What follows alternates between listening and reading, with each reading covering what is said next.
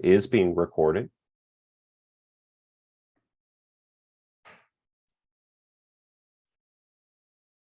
All right. And again, I want to welcome you to this to our event this evening, Making the Connection, what the Donora Smog Disaster can teach us 74 years later. I'm Patrick Campbell. I'm the executive director of the Group Against Smog and Pollution, or sometimes better known as GASP. GASP has been working to improve air quality since 1969 through education, watchdog efforts, and sometimes litigation. And as I said before we get too much further, a couple of housekeeping items. The event is being recorded, and tonight's Making the Connection, as all of our Making the Connection events at GASP, is made possible through the generous support of the Heinz Endowments. And I invite you after our event this evening to please hop on over to our website, gasp-pgh.org, to check out previous Making the Connection events and sign up for weekly alerts, because we're in the process of scheduling 4 more Making Connection events in 2023. Again, made possible by the Heinz Endowments, the Pittsburgh Foundation, and the Laurel Foundation. During tonight's meeting, if you could please keep yourself muted, since there are a lot of us. We want to make sure we can hear our panelists, and please hold any questions you have until the question and answer time, after all 3 of our panelists have had an opportunity to present. During the question and answer time, please put questions in the chat, or you can use Zoom's raise hand function, and you can find that at the bottom of your screen. And that'll let me know to call on you so we can unmute and ask your questions to the panelists. Tonight's panelists are a cross-section of local experience and knowledge. Brian Charlton and Mark Pawelec are both folks from the Donora Smog Museum. And Brian, who will be presenting, is the curator and archivist at the Donora Smog Museum. Scott Beveridge is a retired reporter who uncovered court documents from the smog, and Myranda Fullerton is a meteorologist with the National Weather Service here in Pittsburgh. Together, these panelists will describe the historical and cultural context of Donora, the long history of often company mismanagement, and the regional presence of air inversions that culminated in October 1948 with disastrous consequences for human and environmental health. So I don't want to take up any more time I want to get right to our panelists. So let me introduce Brian Charlton, who's, as I said, he's a retired educator and author and historian, and he serves as the curator and archivist at the Donora Smog Museum and Historical Society. He taught history in the Bell Vernon area school district for 30 years and now lectures at the University of Pittsburgh and works with myriad organizations, including the Senator John Heinz History Center, HCAP program, the Library of Congress Teaching with Primary Sources program, and the California University of Pennsylvania's Veterans Oral History Project and the Digital Storytelling Program. So, Brian, thank you for joining us, and I'm going to turn it over to you.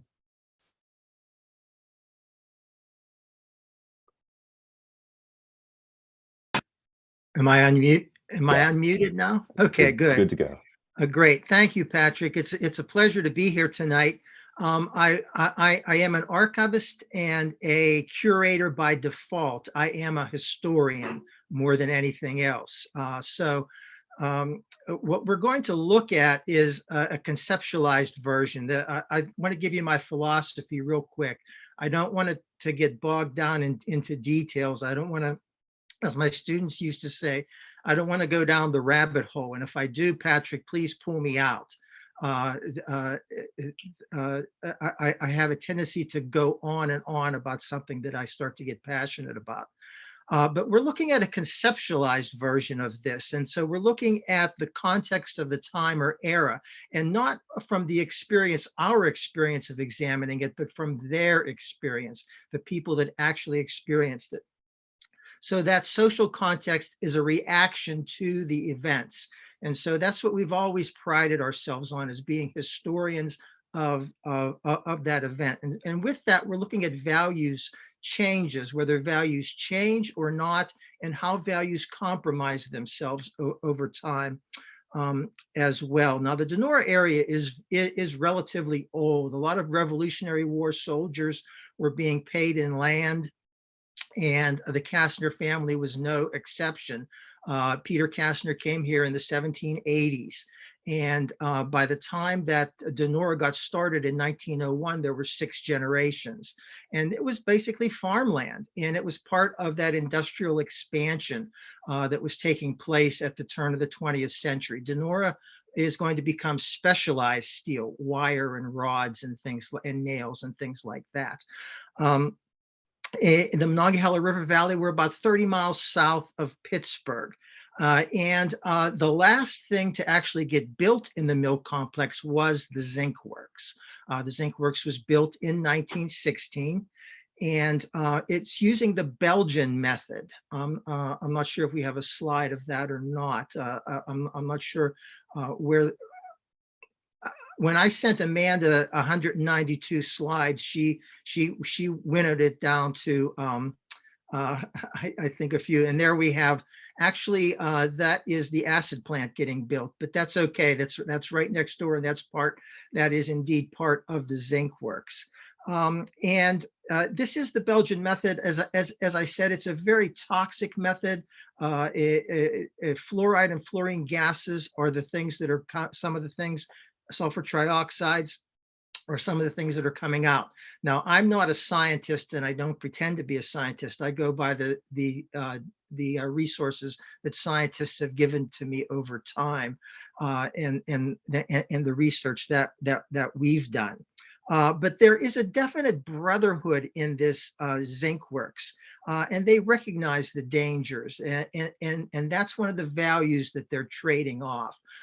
They are being paid very well at the time for a job that is very dangerous and very dirty. Now, whether they know of the health sacrifices, I'm not really sure, but they certainly can see that all happening around them in terms of the environmental sacrifices that are being made. So poor visibility, smoke, smog, fog, whatever you want to call it, was a part of everyday life in Donora. So I think we have a slide that's going to turn us to kind of an overview. And there is indeed a picture of the zinc works. It is indeed the largest zinc works in the world at the time, and it's very gray. Most of the picture photographs that we have of it are black and white, and I think it's very apropos that this photograph is gray. It's a photographic postcard that we're using there. For the people of Donora, poor visibility was just another day. And when we look at our video, Rumor of Blue Sky, this particular video is, this particular photograph is a typical sunny day in Donora. As you can see, most of the fog, most of the effluent that's coming out of the zinc works there is going over toward Webster, toward the east. And of course, the little town of Webster, which Scott will talk probably more about than I will, is the one that's getting hammered just about every day. The west to east winds are pushing all of that smoke into Webster just about every single day.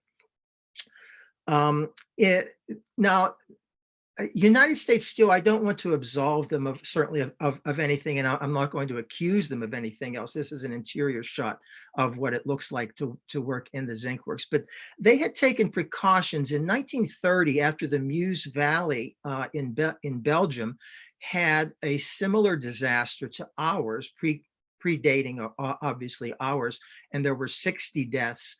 United States Steel hired a man by the name of Philip Drinker. Among other things, Drinker's famous for inventing the iron lung. And he was considered an air quality expert at the time, respiratory ailments and things like that. And they told, if we could go back there, Patrick, if we could, this is going to start people. Thank you. I appreciate that. Now, Drinker told the United States Steel that no, this could never possibly happen in Donora. And so United States Steel is going on that information. And of course, Drinker is going to be proven to be wrong in the long run, but that's the information the United States Steel is going on. Now, we're talking about this brotherhood. Now, this is one side of a zinc spelter furnace, what you're looking at there. There are 340 units on a side. Those are called retorts. Each and every one of those have to be tapped daily. So you need a very large labor force to tap that. And what you're going to need to understand is if you can look at the man there, and I know he's kind of hard to see, he really doesn't have any safety equipment on. He doesn't have a mask. He doesn't have any safety glasses. He's not wearing a hard hat. He's wearing a soft felt hat. The Brotherhood of the Zinc Workers, they lived in this kind of an attitude where they could take anything that the zinc works could dish out.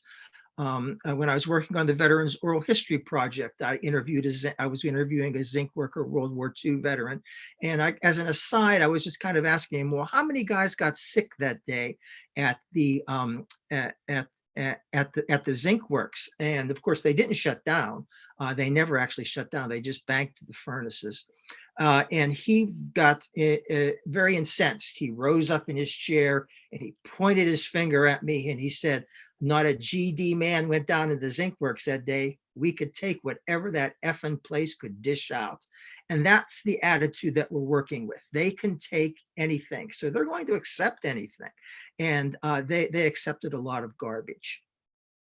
So what happens is, as you can see there, this is a posed photograph, and this is actually after a pour as the retorts are starting to cool down. But there's an incredible amount of toxic material there. Now, a zinc worker only works about 3 hours a day. You cannot stay in that environment. If you want to see what it's like to work in a zinc works, I suggest you go to YouTube and just type in Swansea, Wales. The zinc works at Swansea, Wales. They went in there one day back in the 1950s, and you can see what a zinc worker actually has to go through. So I recommend that very highly. So we start on October. But anyway, this is all a part of Donora. We can go to the next slide now, Patrick. These people lived their lives in the shadow of this. Now, there are 3 big mills in Donora at the time. At the northern part of town is the zinc works and the acid plant. In the middle of town is the open hearth, 13 open hearth furnaces. And at the southern end of town are 2 blast furnaces. So smoke is something that is a part of every single day in Donora. So here we have actually Mark's mother and his grandfather on her wedding day with the picture of the wire works in the background. There, and if we go to the next picture, I think we're going to have more. Right there, we have a picture of 2 ladies. On the back of this photograph was 1939, Easter Sunday, 1939, and these 2 young ladies are showing off their Easter dresses with the mill in the background. So every day, these people lived with this. So when Tuesday, October 26th came up in 1948, and it was a very foggy day, it was just another day for these people. So this is no great event, and we're not really going to get a great event in their eyes until Saturday. What happens on the very early morning hours of Tuesday, October 26th, is a temperature inversion settles over southwestern Pennsylvania, and it is an incredibly large temperature inversion. And it is going to prove to be a very long-lasting temperature inversion, and it's going to affect most of the Monongahela Valley and some of the Allegheny and Ohio valleys as well. Now, as you well know, in 1948, these areas are covered, absolutely polluted, no pun intended, with mills. They are absolutely covered with mills. And so, but Donora is the only place in this inversion that actually has deaths. Monessen, which is only about 1.5 miles away from us, which also has an equally large mill, it did not experience any deaths. So the only place that there were deaths was in Donora, where the zinc works was operating. Now remember, this is something that these people are not prepared for in any way. There's no such thing as 911. Those are just 3 numbers to these people. Again, put them in the context of their time. CPR, EMT, those are just letters. They don't have any idea who to call or what to do as people start to die on Saturday. But it takes a few days for this to cook. As you know, with the temperature inversion, and I think we have a list on our slides. What's the next slide, Patrick? I'm sorry. Oh, okay. So more of the zinc works. This is Beanie Hurrah. Is there another slide after this? And downtown Donora on a typical evening, very much. It's not so much that it's out of focus. It's just that it's incredibly foggy and smoggy, and you can't see. This is from Pittsburgh Sun Telegraph, 1948. This will be November 2nd. And the next one, Patrick. Okay. Okay. Okay, we're good. Let's stay here for a bit. So it's taking a few days for all of these toxins to cook in the inversion. And this is, again, this is another weekend. There is a parade on Friday night. And then there's a football game on Saturday afternoon. There's trick-or-treating taking place on Saturday night. Even though these people can't really see anything, and maneuvering is very, very difficult, they're still going on with their lives. People going to the movies and that sort of thing. So what happens is that as these toxins begin to just kind of stagnate in the atmosphere, everybody gets something called the zinc shakes. Do we have a slide on the zinc shakes? I thought we did. Is that going to be the next one? No, it's not. This is the aftermath. So can we just go back then, Patrick, if that's okay? So what happens is they're going on with life as usual, and people are getting sick, and they are getting something that is known as the zinc shakes. Now, the zinc shakes involves a reaction that zinc workers would get if they spent too much time in the zinc works, getting all of those toxins into their system. It is lightheadedness, it's nausea. It's dizziness. You are feeling disoriented, and you're having shortness of breath. Now, what this is what's happening is the fluoride and fluorine gases are taking oxygen, depriving your body of oxygen, and then your body's going to start to react. And the first thing it's going to do is start to produce fluids. And it's very difficult to expel these fluids because you're having a difficult time breathing. And so it feels like you're it's been described. I've never had this sensation. It feels as though you are drowning, is how it's been described. And so this is what a lot of these people are beginning to experience. And Donora has no hospital. So they begin to call doctors, and doctors begin to make house calls. And in a town of 14,000 people, and the estimations range from anywhere from 4,000 to nearly 9,000 being sick at any one time, you can imagine that 11 doctors are having a very, very difficult time of it. There's a great article in the New Yorker in 1950 written by Burton LaRouche that people might want to look up, and you can look that again. You can go to our website and get a lot of these resources. We deal with a lot of students all the time: National History Day students, graduate students, doctoral students, people making documentaries. But anyway, the one doctor that kind of kind of takes the lead is Dr. William Rongus, and he's affectionately known as Dr. Bill. And he is advising all of his patients to just get out of town. He's the first one that really steps up and says, this has to be the zinc works. The toxins coming out of the zinc works because of what they do to the environment. We have a photograph of the zinc works around the zinc works, what you see is a lot of a lot of erosion. You don't see any grass, you don't see any vegetation. It basically, and Webster gets the brunt of this. Again, Scott will, I'm sure we'll talk about that. So Rongus and the Donora Board of Health begin to encourage the United States Steel executives to shut down the zinc works. Well, shutting down the mill. Well, shutting down furnaces in a mill is not like going to the thermostat in your home and just kind of turning the heat down. It's a long, painstaking, and very expensive also process. It's something that would take days. And the first death actually occurs at 1:30 in the morning on Saturday. And about 7 people die overnight. So in the morning, they fully realize that they do have some type of a disaster on their hand, and where are they going to turn? Most people are looking to turn to the fire department. And so the fire department has 2 oxygen tanks, and doctors are beginning to coordinate with the fire department to get oxygen. But the problem is on Saturday, the visibility is so low that the fire department cannot take their trucks out. So 2 firemen, Jim Glaris and Bill Shemp, set out on foot. And they have walkie-talkies, and they are going to different houses.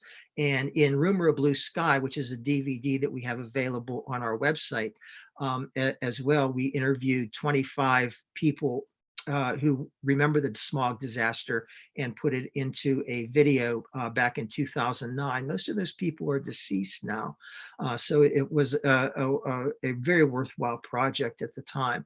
But they were talking about how they were going from house to house, and they would get some oxygen into these people. If there had been better medical technology, better emergency medical technician distribution or coverage, a lot of these deaths could have been prevented with just simple oxygen.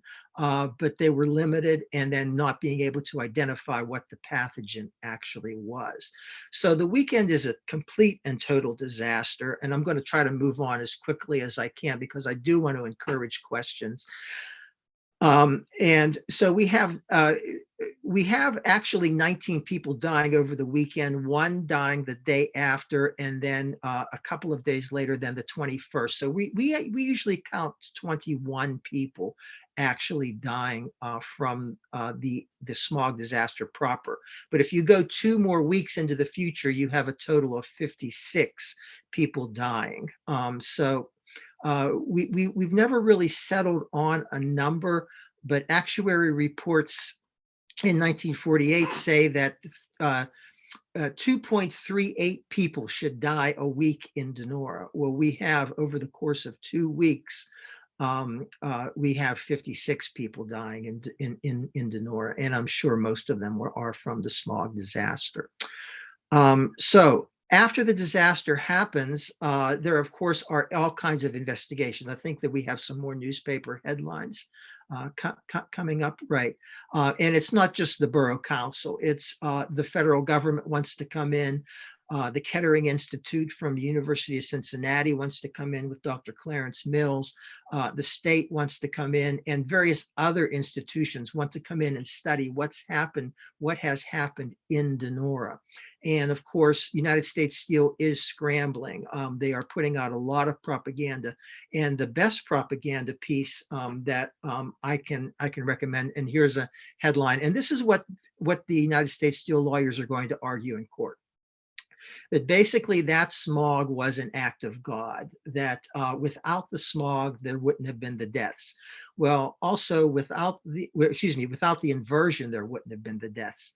But without the inversion, or without the fluoride and fluorine gases coming out of the zinc works, that would have also prevented the disaster from happening. So what was going to be a multi-million dollar lawsuit gets settled out of court for $250,000, which is not a lot of money even in 1950. Most people say, and we've interviewed various people who got some of those settlements, that they paid a few bills and maybe bought a television set. And I remember one person saying that that's what their grandfather's life was worth, paying a few bills and getting a television set.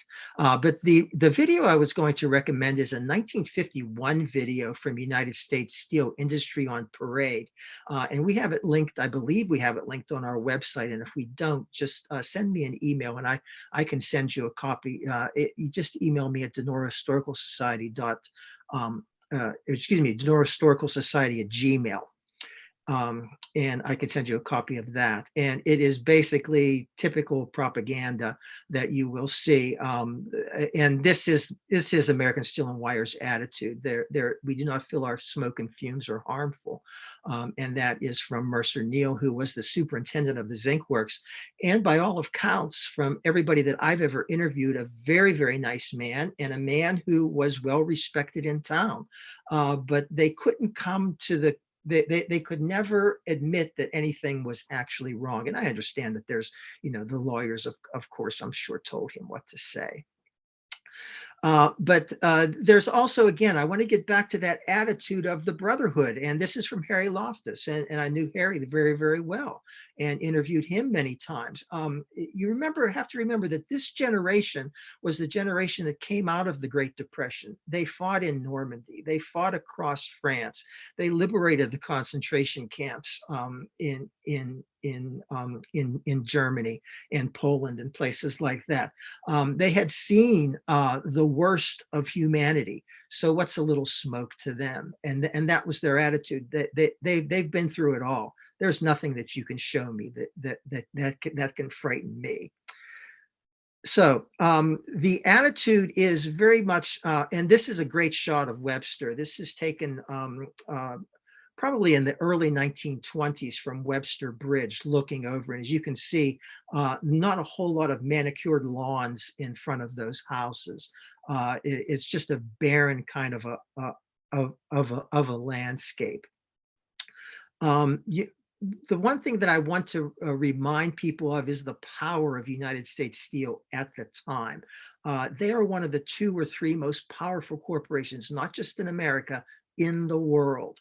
And they're pretty much like what Engine Charlie Wilson, if you remember Engine Charlie Wilson, who was the president of GM at the time, and he was being interviewed by Congress. And his famous quote that I'm sure everybody is going over in their head right now is, "What's good for GM is good for America." And the same attitude was with United States Steel. What's good for United States Steel is good for America. So you'll take whatever we give you. Patrick, I'm not sure what the next slide might be. So the reaction. So Webster does react with a group called the Society for Better Living.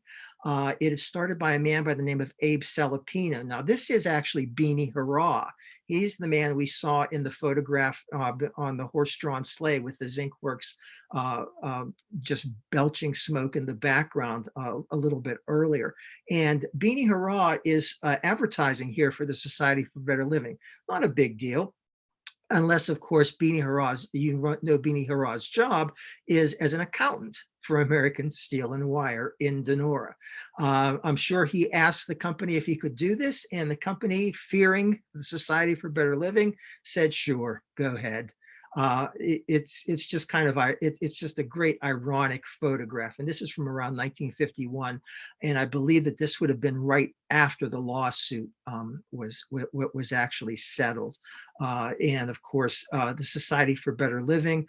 I don't have a lot of information. This is a great graduate project for anybody out there who wants to look at a group that is a grassroots group that really was one of the first that I've ever uncovered that actually took a multinational corporation to court. And I want to finish with one thing and say one thing. One of the great misconceptions of the Donora Smog disaster is that the zinc works shut down because of the smog. The zinc works shut down because of good old-fashioned capitalist competition. The Imperial Smelting Company of Avonmouth, England, came up with a new way to smelt zinc in 1950, and it put this way of smelting zinc out of business. And American Steel and Wire, United States Steel, being very smart, realized that they could not compete, and so they shut the zinc works down. Now there are 8,000 jobs at the Donora works in Donora, and the zinc works is only one department, but that they had 4,000 of those jobs in the zinc works because it was so labor intensive. So you're not just shutting down one department, you were shutting down half of the mill. And eventually by 1966, the whole mill is shut down. So the Donora was the first, the last mill in and the first mill out in the Monongahela Valley. And it brings us back to values. You know, we're looking now to the future a little bit, and we want to see the values.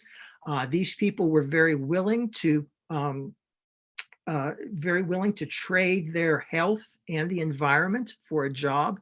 And what we find here in southwestern Pennsylvania, especially in the Monongahela Valley, is that people are still very much willing to go ahead with the fracking industry, trade their health and the environment as long as they have a job. And Patrick, I don't know what's next. I can talk about the next slides if but I think that's it. That is really, thank you, Brian. The cultural and historical context, I think, really matters here, as well as the formation and construction of the plant. And so thank you for sharing that background and really setting the stage nicely for our next speaker, who I'm going to go ahead and highlight here.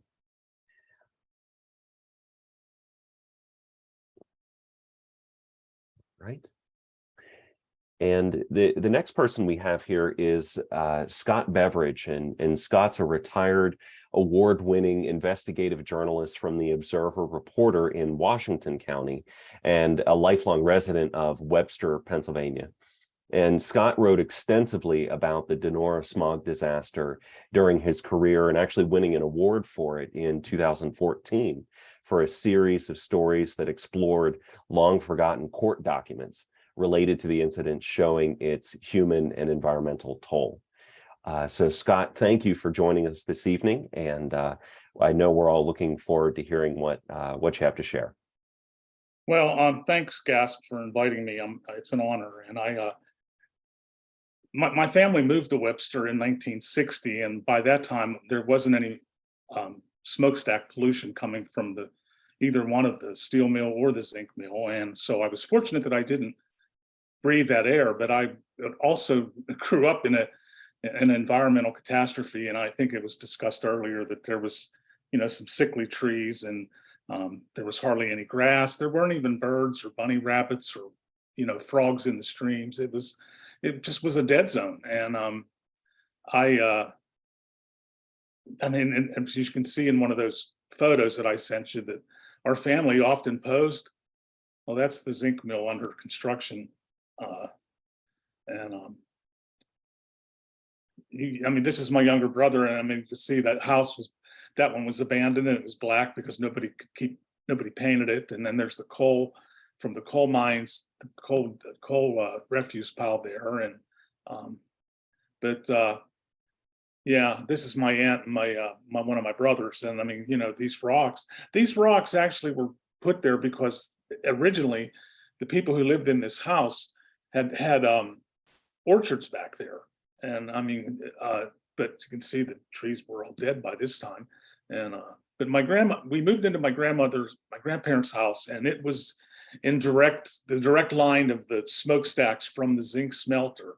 And when the smog weekend happened, the family believes that she had her first heart attack, and that she went into the basement because it was the only place in the house where she could breathe.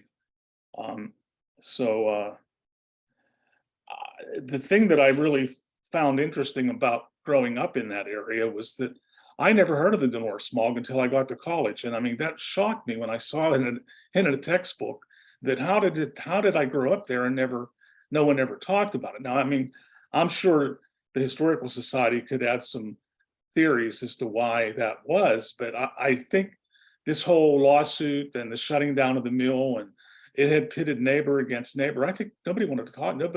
People wanted to just to go away, you know. And so along in my career at the Observer Reporter, I was assigned to write about the 50th, I think it was the 50th anniversary.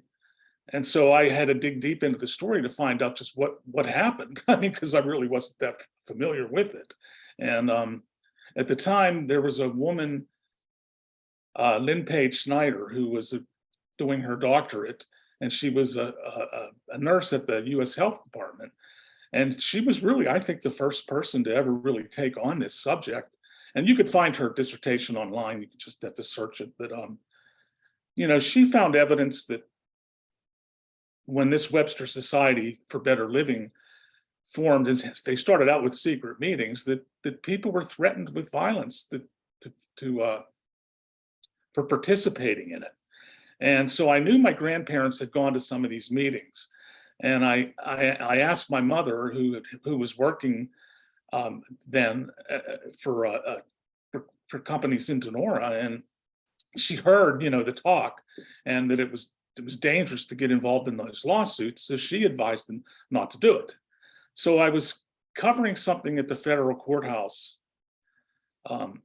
unrelated to the Donora Smog, and I thought, well, I'm just going to go over to the clerk of courts and see what happened to these court records, because I think, you know, the Historical Society has heard the same stories, that they were sealed, and that the company never took responsibility for the lawsuits or for the damages. And so sure enough, there were index cards listing every person who sued. And I was told that the files were never sealed, and they were in Philadelphia. So I drove out to Philadelphia, and I mean, the volume of these files, it was just humongous. I didn't have the time or the money to copy all of them, but I think I cut maybe 100 or 200 pages of them I copied. And in every single settlement that I saw, there was a line that said, you know, the company accepts responsibility for the damages. And I thought, well, that's not what we've been told all these years. And I can't imagine, knowing these people and my neighbors, that they would have settled those lawsuits without that line being in there. And I think there was some evidence in there too, that they got a little bit more money than what would buy a TV. And I'm sorry, I don't want to embarrass you, Brian, but I mean, the files, actually Amanda Galuli from GAS was working with us at the time, and I asked her if she wanted to help me go through these and decipher them, because there was just so much there. And so the biggest things were that the settlements were never sealed. So I mean, and that was reported by every major newspaper in this country, and it's also reported in mostly all the books that have ever come out about this. Amanda found another additional 8 deaths. I know there would have been more, and I think 56 is probably a good number. The company also paid for the killings of livestock and birds, and you know, the company also, there was a stenographer's report about one of the hearings that took place before the judge, right before the cases were settled, and the attorney for the people was aware of a lot of reports that were done by the scientific community, and I think Kettering was one of them. And they knew, they had samples that were taken from those smokestacks that weekend. They knew what was in the air, and so but like, Brian said, to this day, we still don't know what was in that air. And, but the attorney before the judge, he argued that, he wanted these studies to be made public. And the judge said that it's basically that he wasn't going to order the company to release them that day, but that as testimony proceeded in the trial, if he thought that those reports were important to the case, that he would order the company to turn them over. And of course, the company settled, and that was it. So, and I also share Brian's belief that this did not shut down that zinc mill, that there were so many more problems U.S. Steel had with that company, with labor disputes. There was a large number of World War I veterans who gave the draft board false address to avoid being drafted to go to World War I. I just to this day, I think we should know what was going on. What we continue to breathe here. I don't know, as far as what's in the dust. The trees and the grass took a long time to recover.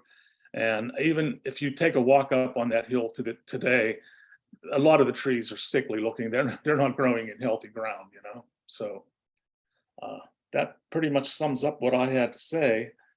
The one lawsuit for one of the deaths was settled for $130,000, and even if, or no, I'm saying that if you would give the attorney half of the money, that still left a sizable amount of money in today's dollars that was given out to these folks, So that's about what I had to add. Okay. All right. Yeah. Thank you, Scott. Would you be able to talk maybe a little bit more about what you found within those court documents? Describing maybe some of the damages associated with the smog and what people were experiencing. Well, I never saw the original complaint. I didn't get that far into it, but these were all individual lawsuits, and the ones that stood out were the ones who involved deaths. And the one there was a coal miner from this side of the river, and he got sick and he couldn't catch his breath, and he was visited by a couple of the doctors, and they wrote him some prescriptions, but he never needed them because he died. He was dead before the weekend was out. But that's what they were all about. They were about, that the Webster Society for Better Living was also an interesting group, because it was actually chartered in Pennsylvania with a goal, that they wanted grass, they wanted clean air. It was. My grandparents never went to the meetings, by the way, and they never did sue.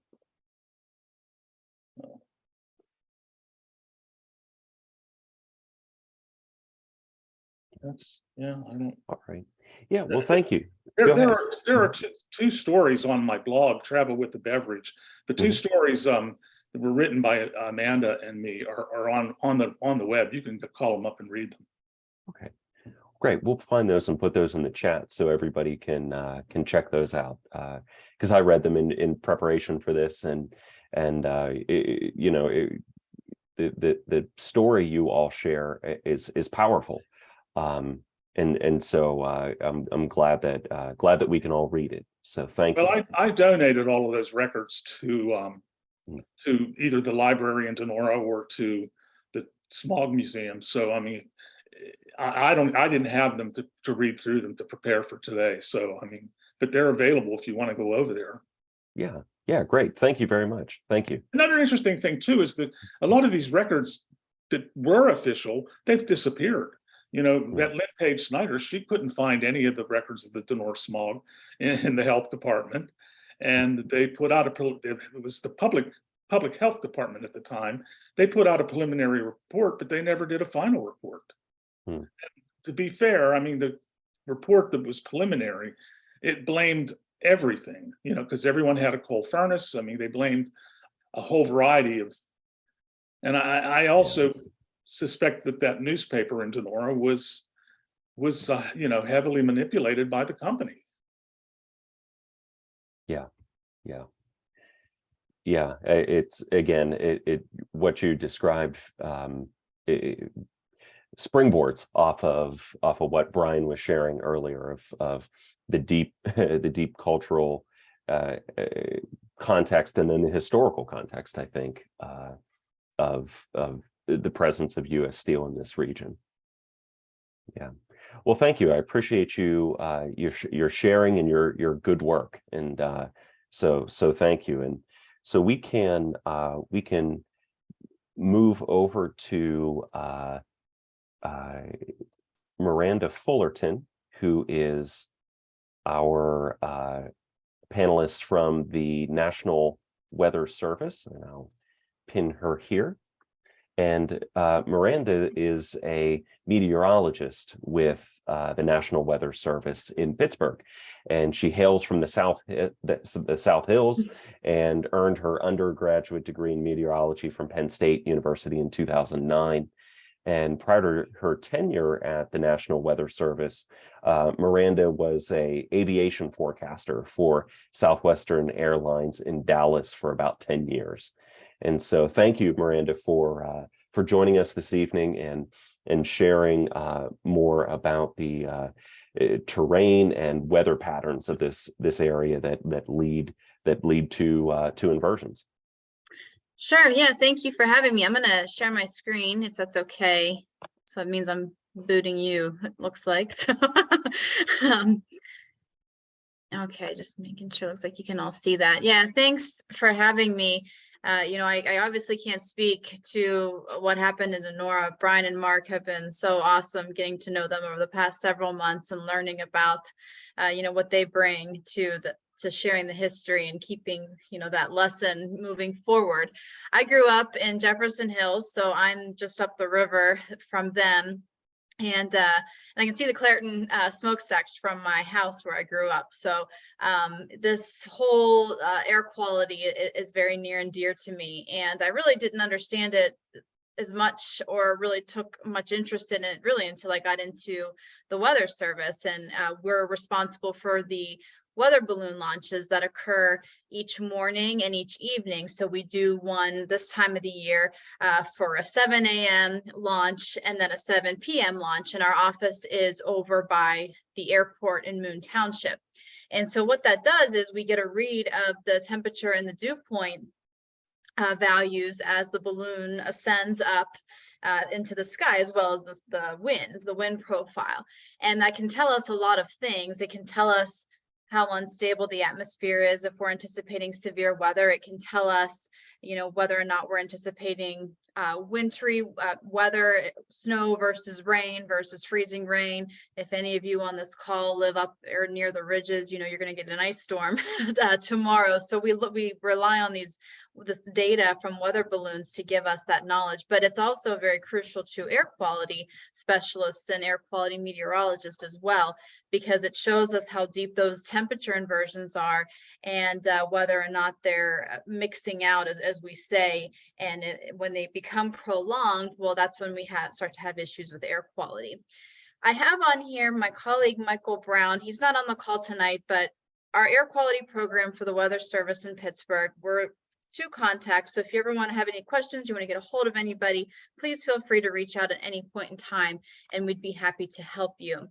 Now, with respect to pollution and temperature inversions, it's all a function of atmospheric dispersion. And I'm not going to get too far into the weeds in the science, but just so that we all kind of have a basic understanding, atmospheric dispersion is basically a mixture of one substance into another medium. So this graphic that is shown on the slide here depicts a smokestack and how pollution will disperse with respect to your temperature profile, temperature and wind profile. On the left side of the screen is what data that comes out of a balloon launch looks like. So as a meteorologist, I look at that and I can tell you that it's a very stable sounding. There's a very prominent temperature inversion that exists here. And then my green would be my dew point. And then over on the right side are my wind barbs. So we read wind speed and direction with wind barbs. So if any of you on the call have aviation interest, then you would be familiar with wind barbs and reading those. But I'll get into that here in just a little bit. So dispersion basics. So it's a dilution process. It's governed by a few things. There's mechanical, shear, and buoyancy that all govern how air kind of mixes in the atmosphere. In some of the chat earlier, I saw that we had a couple of people, I think one from British Columbia was talking about the terrain and the elevation.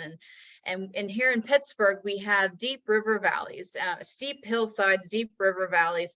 Clairton Coke Works in particular, which is sort of a problem with pollution in our area now that, you know, in modern days, sits within the Monongahela River Valley, similar to Donora, just a little bit upstream from there. And so, or I guess I should say maybe downstream, since the Mon flows north. But the bottom line is that air kind of moves, basically can be forced up mountainsides, hillsides. It can be forced up just local effects. We have the urban heat island that helps to kind of make air buoyant or lift upward. And basically what you need to take home from all of this is air will rise when it is in an unstable environment. And what an unstable environment means is when basically it's a function of temperature. And so if your air parcel is warmer than its surrounding area environment, it will rise to meet that equilibrium. That's how we disperse and mix out air. And that's why we get those better, you know, air quality days versus our poor air quality days. When there's a ceiling of warm air or a temperature inversion, that kind of blocks that ability for air to rise, because if air rises and then all of a sudden it becomes equal to the temperature in which it's kind of meeting that ceiling of warmer air, it doesn't have anywhere to go. And so that's the problem with pollution being trapped near the surface as a function of these temperature inversions. And so this is just sort of a basic depiction of how air can flow and what influences it, whether it be vegetation, thermal updrafts from urban heat island, as I said, or even just being forced up over a mountainside, which we have occur quite a bit across. We have a ridge line that's a lot higher. It gets into like the 2000s, maybe near 3,000 feet range, farther east of the Pittsburgh metro. So when we talk about inversions, here's a really good way to depict that. When we have warm air at the surface followed by cooler air and cold air as you move up into the atmosphere, this is on the left side of the screen, is probably what you intuitively think about when you think about how air moves and how air rises. Because if you've been in an airplane, you know that as you go up and you ascend into the, up into the sky, into the atmosphere, it tends to get colder. Well, actually, that's not really how the environment works, how the atmosphere works. The reason we're getting freezing rain around here tomorrow is simply because we have a very warm air wedge that's coming in from the southwest that will act as that temperature inversion. And believe it or not, today, we actually had a temperature inversion as well across the Pittsburgh metro and surrounding areas. So when you don't have an inversion, that warm air that's at the surface, that's unstable, it's going to rise until it meets, air similar to it. It's, the atmosphere is always trying to reach some sort of equilibrium. Well, it's just going to keep rising up because it's meeting cooler and cooler air. That's what we call an unstable atmosphere. And that's when we have that sufficient and efficient mixing that can occur, that can mix out those pollutants. When we have the inversion in place, that acts as that warm lid or that warm ceiling above air that's trying to lift. So what happens is the air moves up, it kind of hits that warm layer, and then it starts to, it disperses back down toward the surface where you and I are. Here are different types of ways that pollution can kind of disperse dependent on the atmospheric stability, which is depicted here by these lines on the right side. So when you're in a stable environment, this is sort of what happens to the pollution that's coming out of the smokestack versus neutral. And then there's, everything kind of in between. And then we have an unstable environment that I mentioned here on the far left, where you have that mixing that allows that to disperse a little bit better. So I think I went over this in the past couple slides, but just letting you know, we do issue these balloon launches. We do them at a higher elevation than Donora, than Clairton Coke Works, for example, those being more in the river valleys. We're up sort of on a higher terrain in about a little over 1,000 feet where I launched my balloon. So I'm not quite capturing what's happening directly in those micro scale environments like a river valley, but I do know that if there's pollution that's being trapped within that river valley and I'm showing an inversion up where I'm at a little bit higher, well, then I know that it's going to take quite some time for that air to begin to mix. So if you don't follow us on social media, and you are on social media, you might want to, because when we do have these poor air quality days, we do start to put out some infographics about it. We don't issue air quality alerts. Our partners at the DEP, Pennsylvania Department for Environmental Protection, they're the ones that issue the alerts. We're just sort of the conduit by which those alerts are disseminated. But nonetheless, that data comes from our balloon launches. Now, inversions don't always persist, through the course of a day. This time of the year, in the fall, getting into the winter, and I'll explain why in a minute, but they do actually tend to persist. One reason is a function of our prevailing wind. Sorry, that's my dog. And then prevailing wind and wind speed this time of the year, and also the sun angle. The sun plays a really important role in how well the air can start to mix out. Well, our sun sets really early this time of the year, and it seems like it takes forever for it to rise. So over the course of the day, as the sun heats the ground, that inversion starts to shrink, it starts to weaken, it becomes less and less. So if you are very susceptible to perhaps allergies as a respect of air pollution, you'll probably feel them a lot more when you wake up in the morning, or maybe when you're getting ready to go to bed, and then those time frames in between. That's when inversions are the strongest, because the surface of the ground cools. So whatever warm air is lingering above the surface of the ground, that's going to stay warm, and all of a sudden your inversion depth then strengthens. But as the sun comes out with sunrise, and if we have good insulation like we have in the summertime, strong sun angles, we would call it, then that allows that mixing to occur quicker than, say, this time of the year. So Donora happened in the fall. It happened around Halloween. If you live around here, we had poor air quality around Thanksgiving. And a couple of years ago, we had poor air quality around Christmas as well. And I'll put a note in the chat about that here in a minute. But just giving you an idea, most of the time inversions can mix out. But this time of the year, because of that sun angle, they might last a little longer. And that's why we tend to see poor air quality days this time of the year in particular. They are often associated with prolonged periods of high pressure. So when you're looking out the window and you see the sun and it's warm, and you're like, oh, this is a really nice fall day. Well, chances are, if this happens for a couple days in a row, that's when you start to get those poor air quality days. They start to kind of pile up on you. So unfortunately, in this case, low pressure is our friend. Rain helps cleanse the atmosphere. It's those high pressure where you have subsidence sinking air that doesn't allow it to mix out. That's when we get those poor air quality days. I talked about this a little bit just a few moments ago, but this just goes to show you how an inversion mixes out through the course of the day with respect to the sun angle. And or it doesn't have to be sun, it can be what's happening aloft, if we have a jet stream moving in, or depending on which way the upper wind is moving, that also dictates the strength of your inversion and how long it persists. Dispersion via wind transport. So if you live in this area or wherever you're living, it's important to understand what your prevailing wind is where you are. So what climatology tells you which way your wind is coming from, and generally how fast it is. So again, I'm going to bring up Clairton for a second, but Allegheny County Health Department has sensors all around our river valleys and near pollution to monitor these levels of our AQI, air quality index levels. They have one just upwind, or downwind, I should say, of Clairton Cove Works in Liberty, Lincoln, across the river. That's just so happens to be situated northeast of that plant. Well, that's because our prevailing wind, if you've ever seen a windrose, what you're seeing here is you're seeing that our predominant wind is coming from the west-southwest. You kind of read it from, if you're familiar with wind barbs, you read it from which way the wind is coming from. So it's from the west-southwest, and this is for the course of a whole year. But we tend to see calm wind on 10% or so of the time in a given year. This sort of washes out the nuances or the finer details, but it's important to know that in Pittsburgh, our predominant prevailing wind from a climatology perspective is from the southwest.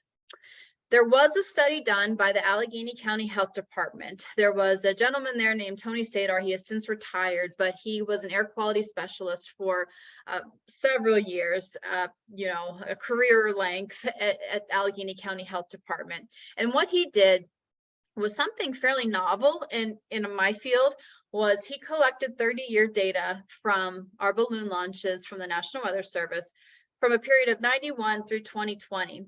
And what he did is he studied the AM inversions and the PM inversions and how they changed, how their depths changed, how strong they were, and when they normally mixed out, because ultimately more work needs to be done in this arena to understand perhaps how climate change is affecting inversion frequency. And it's not as simple as perhaps, what Tony has here. There's some questions that still linger, I think, from his study, but nonetheless, he did a really awesome job at breaking it down and sort of paving the way for future work to be done here. And so what he found was with morning inversions, they were 47% frequency in the course of a 30-year period. They averaged about 3.9 degrees Celsius. So that's kind of talking about their strength. So from the surface to the top of the inversion, what that temperature difference is, and then how deep that was, what that meant in terms of depth. So about 246 meters in depth, and it usually dissipated around 10 a.m. Eastern. So that's factoring in all your seasonal sun angles and insolation. The PM inversion was a little less, had about 20% frequency. It averaged a little weaker, about 1.1 degrees Celsius, also a little more shallow, 101 meters depth above the ground. What's interesting about his study is he revealed that there was a general decline in inversion frequency, but that was mostly because of our morning surface-based inversions, in which he studied that they declined with steady break times. The evening inversions and depths actually increased overall. And when I talked to my colleagues in the field, there is a function of dew point that helps to perhaps maintain a warmer environment at night. So when you think about maybe climate change effects, I think what we're really seeing is those overnight low temperatures not quite getting as low as perhaps they did in past years. But that's, again, something up for debate, but it is an interesting theory. And so then, therefore, he went on to say the monthly means showed an AM and PM overlap in some months that then align more frequently where we see these poor air quality days, and that is during the fall. So the fall and into the early winter is really when we tend to see that, as I mentioned. Here's just a couple graphical displays and depictions of what I just talked about, just showing your AM inversions, your PM inversions, and then your monthly 7 a.m. to 7 p.m. inversion frequency. And it just basically shows visually what I just kind of went through. And then I wanted to quickly just kind of show you, I mentioned the fall and the early winter. That's when our air quality tends to be, we had those prolonged events of poorer air quality. And it's really a function of our wind. Our wind tends to be a little more calm. That's the center of this windrose. It shows 17% of the time in the fall, our wind is rather calm. Note it is still predominantly from the west-southwest, but it's more so the speed here, because if you don't have strong wind at the surface, you can't mix it out. And if you have very weak wind to no wind, which was the case in Donora, similar situation that's set up, high pressure overhead, really calm wind, the air wasn't moving, you had that inversion. These do happen, and they happen actually very frequently. And then here's just a look at the winter wind rows. As you can see, our calm wind, then frequency goes down. We get a little more mixing. Our winters tend to be a little more turbulent. We get more, disturbances or low pressures that come through that help mix out the atmosphere. So, but again, all still from the west southwest. That's kind of the name of the game here in Western Pennsylvania.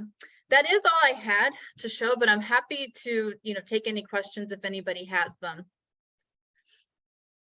Yeah, thanks, Myranda. I'm going to bring up our other panelists here, so we can start our question and answer time. So let me pin our other speakers,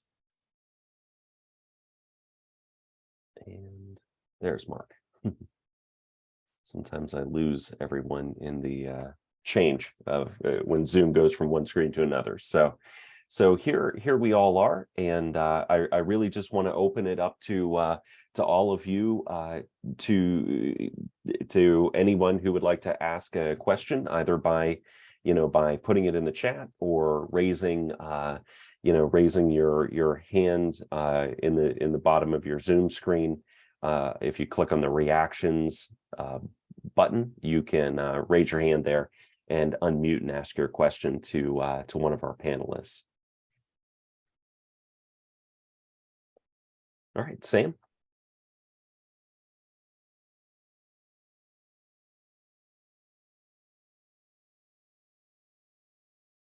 All right, Sam, I go for it, and I think you're muted still. I'm sorry about that. I thought I was unmuted. Myranda, I really enjoyed the information that you just presented over the last few minutes, but I did have one question. When you talked about AM and PM inversions, you said that we got the frequency and depth on both the AM and PM, but we did not get the average time of dissipation for the PM inversion. Is there one? Thank you.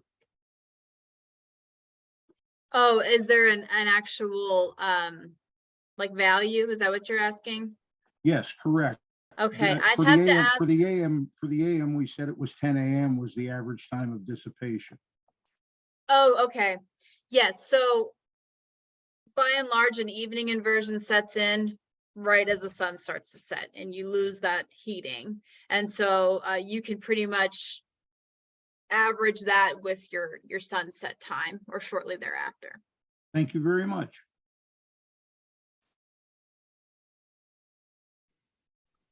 All right, thanks for your question, Sam. Drew? Hi, I had a question for Mr. Beveridge.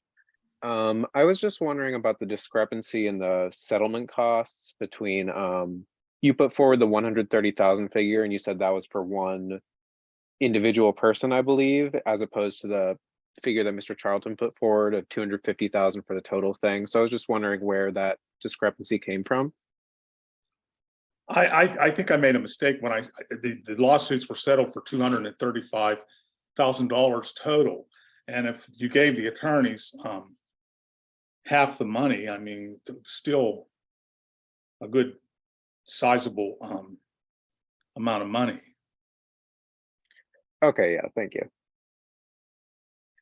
There's a difference between what they sued for and what they actually received, and it's a multi-factor less than what they sued for in every case that I studied. In any case, Brian, I know you were at Chicago, I was out here in Philly, but I figured most of the cases were the same. I'm not sure.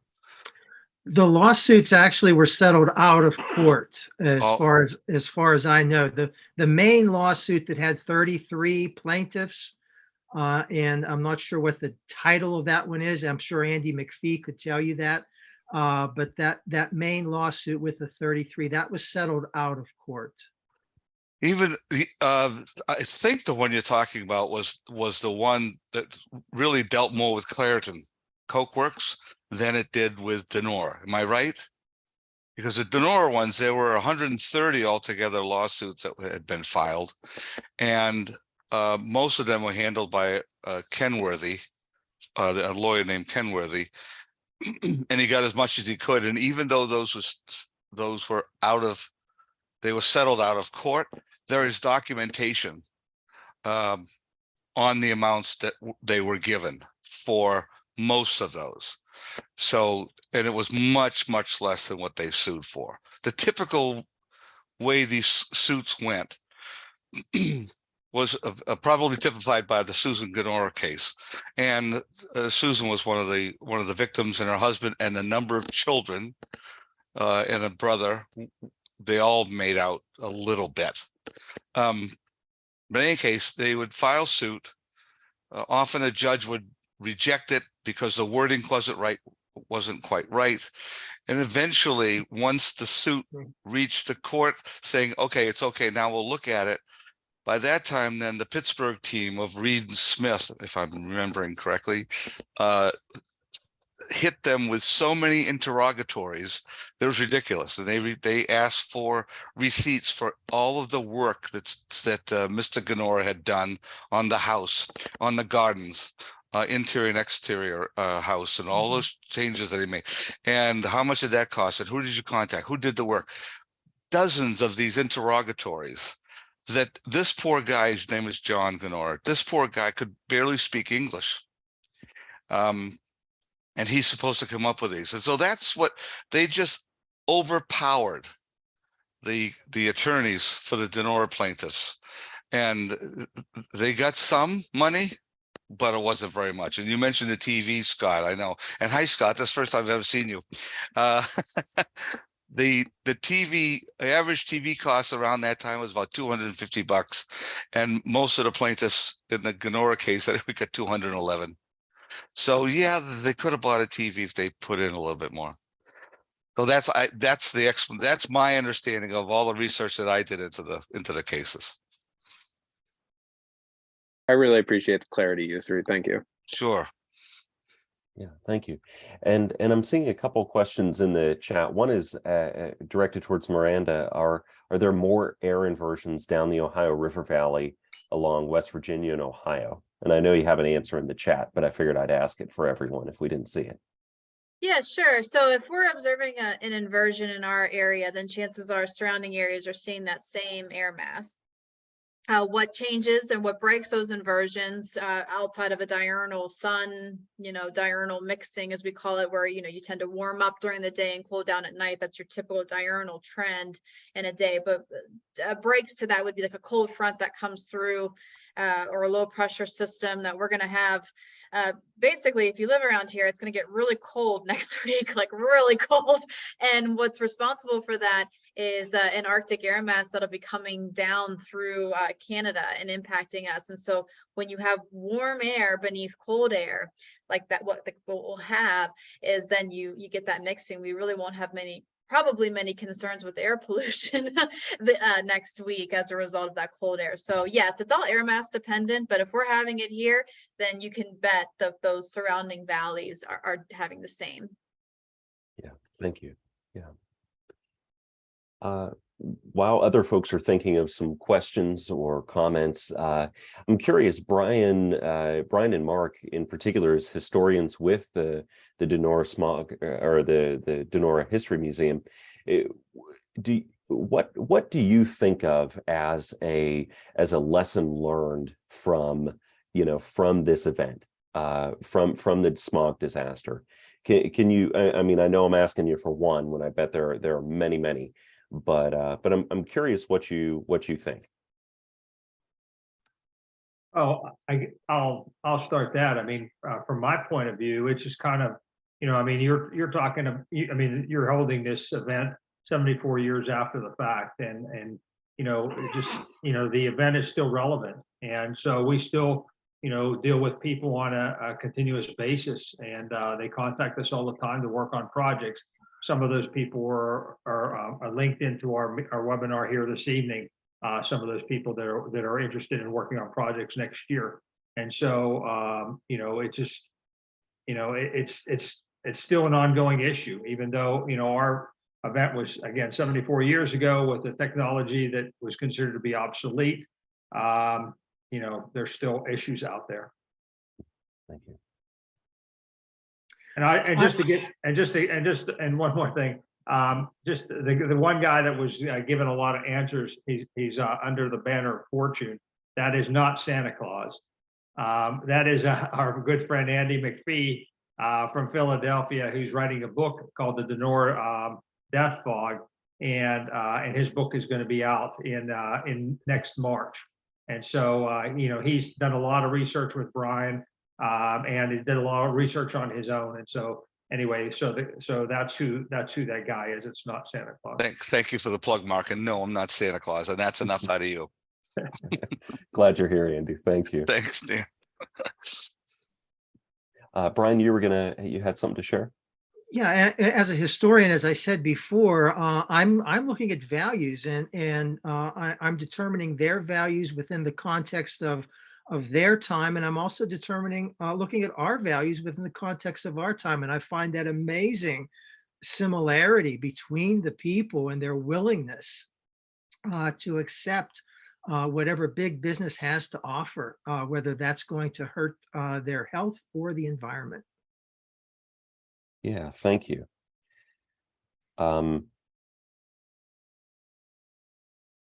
Great. Yeah, thank you.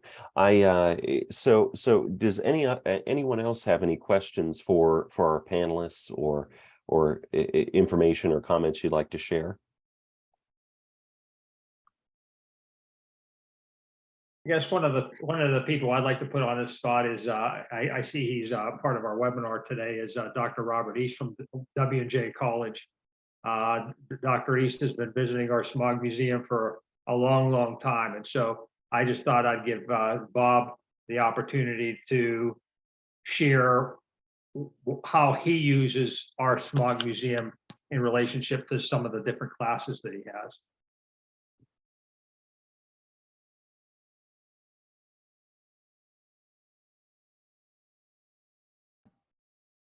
Bob, are you out there still?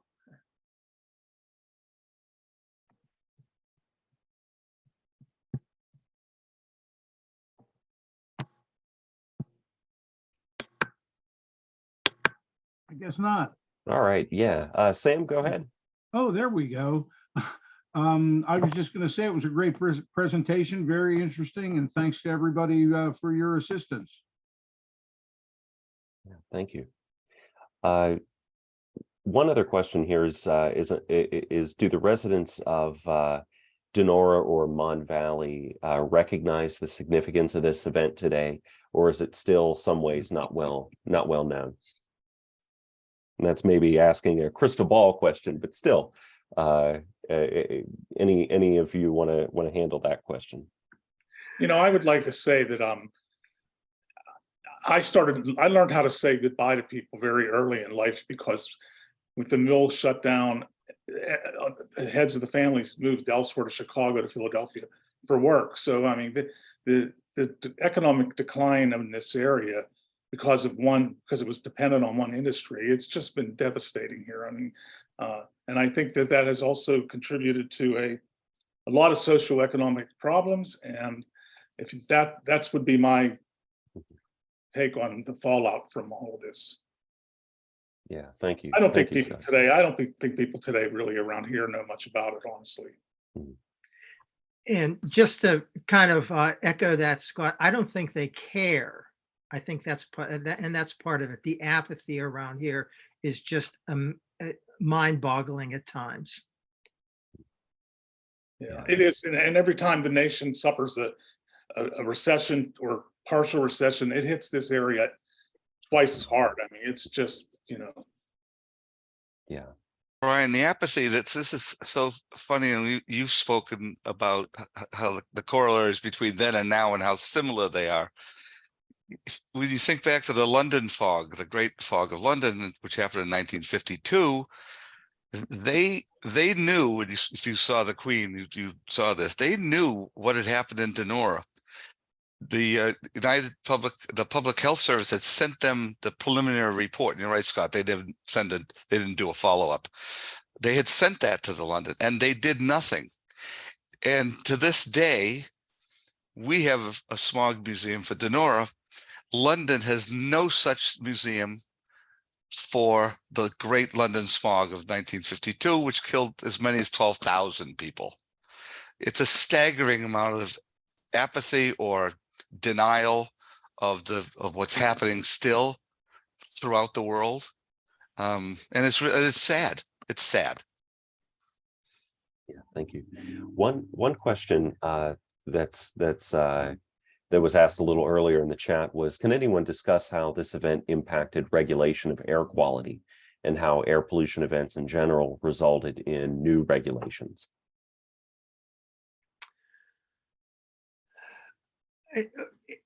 Any type of regulation was a long time in coming. The 1955 legislation that kind of gets marked as the first legislation was totally voluntary on the part of big business. It was a laughable piece of legislation. 61 and 64 were the same thing. It really isn't until 1970 and Richard Nixon and the Clean Air and Water Act that we get any type of meaningful legislation. So, you're looking at 22 years or so later after that smog disaster. But it really, again, isn't until George Bush the first in 1990 that puts the teeth into the DEP and the EPA that allows them to, and that's just a mere 30 years ago. And we're talking about, an event that happened 74 years ago. So you're over 40 years to get something meaningful done as far as air and water quality or air and water pollution from big business industry. Yeah, thank you. So I recognize we only have a few more minutes left here. So I'd like to ask each of our panelists if there's a final word you would like to share before we conclude our time together. Brian or Mark, would we like to start with you since you all started our presentation to begin with? Well, I mean, I just like to say, put in a plug for what we're planning on doing next year. I mean, of course, we're talking about the 74th year now. Next year is the 75th year. And so in October of next year, we do plan on doing some sort of an all-day symposium of some sort for people in academia and people, and professionals. Myranda is going to be playing a part of that, as well as people from GASP and some other groups around the Pittsburgh area. So if you have an interest in what we're doing with that event and may like to participate, you can start off by sending us an email with your contact information and different suggestions to Donora Historical Society at gmail.com. And, we'll entertain any ideas that people have. Of course, we're talking about an event that occurred 75 years ago next year. But there are current issues, there are future issues out there, all of which people visit us at the Smog Museum about. And so we'd certainly, Brian and I don't feel like we're experts in the current or future issues. And so, we'd be looking for people to help supplement that day for us with their ideas and talking points about, those sorts of things. So anyway, that's it for me. Thank you.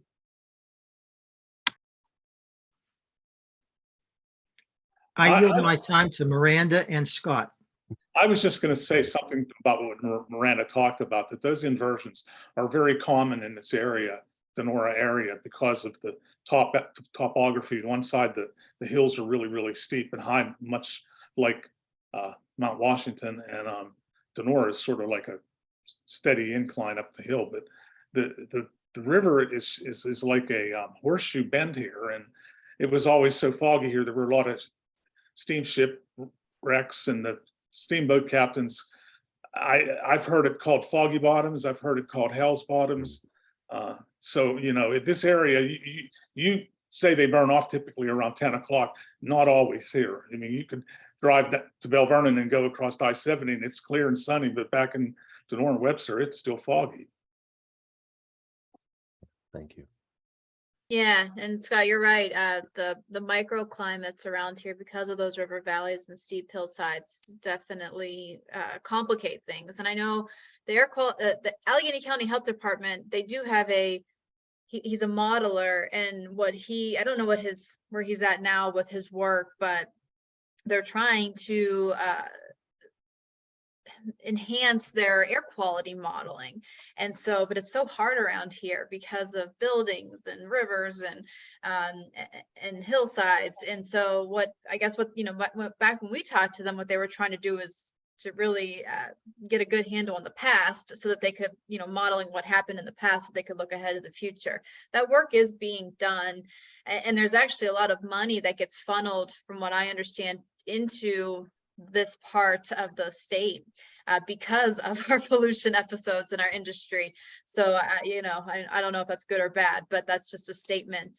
And I will speak to what Brian said. I know that it took a long time for the air quality, the acts to the EPA, the Clean Air Act, to come about. And I know that there perhaps, the technology seems like it's there for the industry to know when these inversions occur. They're not hard to forecast. We know when they're coming, and we really know those prolonged periods where they might hang around. It's not really that hard. So perhaps, you can lobby for industry to maybe, hold back on their emissions during those periods. I don't know. I know there's a lot of bureaucracy associated with it, but it seems like the technology is there, and the understanding of the science is certainly there too. Yeah, thank you. All right, thank you. Well, first I want to say thank you to all of our speakers, all of our panelists, for sharing their incredible expertise with us tonight. And I want to thank you all for joining. I also want to add a special thanks to Amanda Galuli, GASP's communication manager. She pulled all of this together with the speakers and did a fantastic job. So thank you. Please be sure to jump over to our website at gasp-pgh.org to view previous Making the Connection events. You can also sign up for weekly alerts or learn about all things air quality.